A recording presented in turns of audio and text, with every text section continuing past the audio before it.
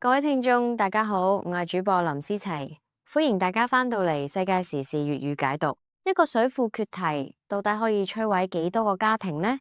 近日因為持續落暴雨，廣西南寧橫州市嘅陸南水庫同雲表水庫最終頂唔順，水庫壩體斷裂決堤，洪水狂瀉。下游幾條村一瞬間被吞沒。截至7月7日，最新新聞發佈會通報，橫州市嘅受災人數已經飆升到超過8.9萬人，緊急轉移超過5.3萬人。今次呢場災難起因係受到強烈颱風美沙克嘅殘餘環流影響，部分地方單日降雨量直接突破300毫米。呢個驚人嘅暴雨數據，令到多個中小型水庫嘅水位完全失控，最終超越咗警戒線，導致壩體斷裂，引發咗呢次水庫決堤。據南方都市報內媒報道，7月6日朝早大約9點鐘，位於橫州市孝爾鎮的陸南水庫大壩突然萬頂，並出現缺口，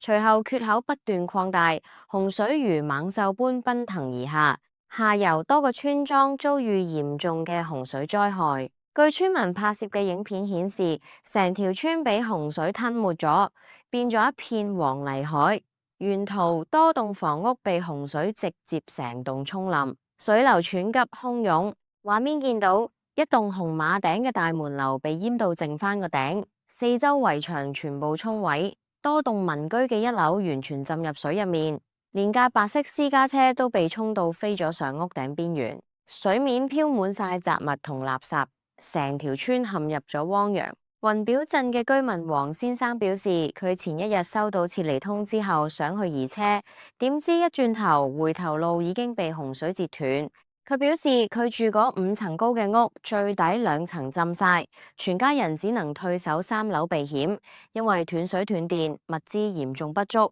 全靠意志力死頂，但暫時冇生命危險。據界面新聞報道，村民班先生佢屋企距離雲表水庫僅3-4公里，正正處於洪水沖落嚟嘅水頭位置，係最先受衝擊嘅區域之一。佢表示7月6日朝早，曾經有村幹部叫村民撤離至高處避險，但原定嘅安置區被洪水沖毀咗，村民唯有自救，自發行上去村後面更高嘅獅子嶺山，但洪水上漲速度極快，班先生被困喺屋企3樓，等到下晝水位退咗少少，先至成功走到上山。不過上到山先係考驗嘅開始，條山路已經被洪水沖毀咗，車根本上唔到。山上又冇遮冇掩，成千個村民只能夠喺大雨之中露天乾等。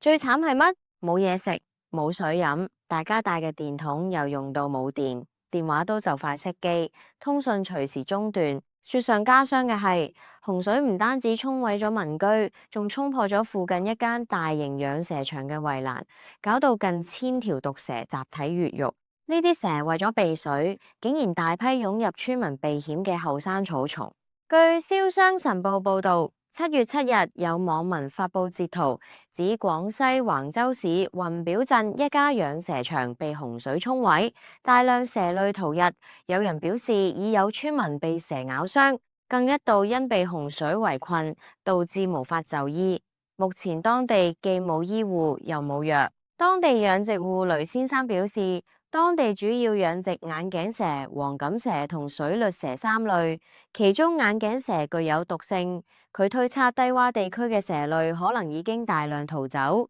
但當地養殖嘅蛇類品種主要生活喺山林，如果長時間泡水後，大多會死亡。災區信息收集工作人員表示，有被困喺3樓嘅村民話，見到啲蛇不斷沿住外牆爬上樓。據紅星新聞報道，7月7日中午，橫州市雲表鎮村委負責人表示，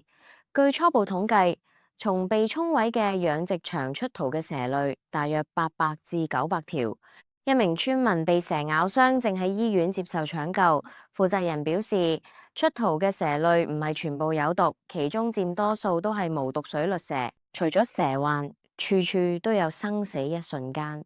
喺雲表農貿市場，有一間民房被急流吞沒，入面一家3口面臨絕境。當時水面已經逼近天花板， 3個人只能夠靠住頂部得返大約10厘米嘅狹小空間維持呼吸，命懸一線。好在消防員冒死頂住急流強行破牆，經歷足足10個鐘頭嘅生死營救，終於成功將奄奄一息嘅3人全部救出。另外，防城港市亦都浸到全城變汪洋，有一位爸爸因為急住帶 BB 去睇醫生，迫於無奈將 BB 放喺膠桶入面，再擺喺一張圓台上面，喺高過條腰嘅積水入面艱難咁行。據拍攝者羅女士稱，張台喺水面搖搖欲墜，隨時反艇。當時佢同侄仔喺度睇鋪，見到呢一幕，個侄仔即刻跳入水幫手，將父子2人護送去水淺處。呢啲畫面全部都係災民喺天災面前嘅極端生存考驗。為咗救呢班孤島災民，當地政府緊急召集無人機義工，連夜空投物資。有志願者出動最大承重量達100公斤嘅重型無人機，單程可以運送大約80公斤嘅飲用水同麵包等物資。除咗物資，無人機仲幫手運送村入面高血壓長者急需嘅救命藥。今次喺洪災救援嘅係直保無人機，係大疆旗下嘅型號。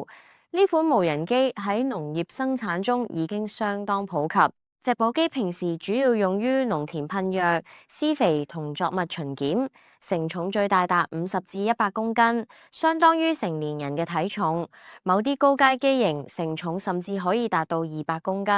7月7日晚，決堤嘅鹿南水庫水流逐漸減慢，但缺口仍有擴大風險。工作人員表示，目前缺口長約100米，兩邊仍在坍塌。喺下游嘅鹿南村，經過1日洪災後，大部分積水已經減退，但多間房屋受損，截至下午仍斷水、斷電、斷網。當局已經派出大型裝備同多部挖掘機、救援車進入災區，協助村民清理同搶修被沖毀嘅道路同填平裂縫。雖然受困嘅1000名村民最終平安獲救，但呢場災難背後到底有冇人禍嘅成分呢？有國內調查記者翻查記錄，發現呢座出事嘅水庫過去幾年其實一直存在基礎設施老化、缺乏定期維修嘅管理問題，係典型嘅小型病險水庫。而且有水利專家指出，雖然今次係極端天氣作怪，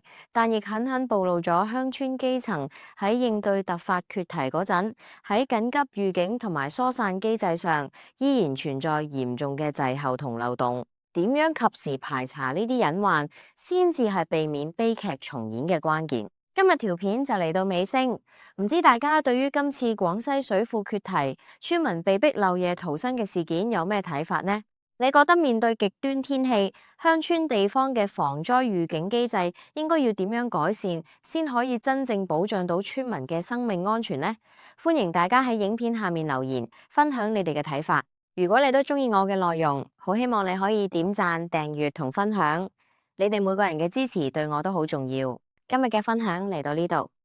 多謝大家嘅收睇，我係主播林思齊，我哋下期世界時事粵語解讀再見。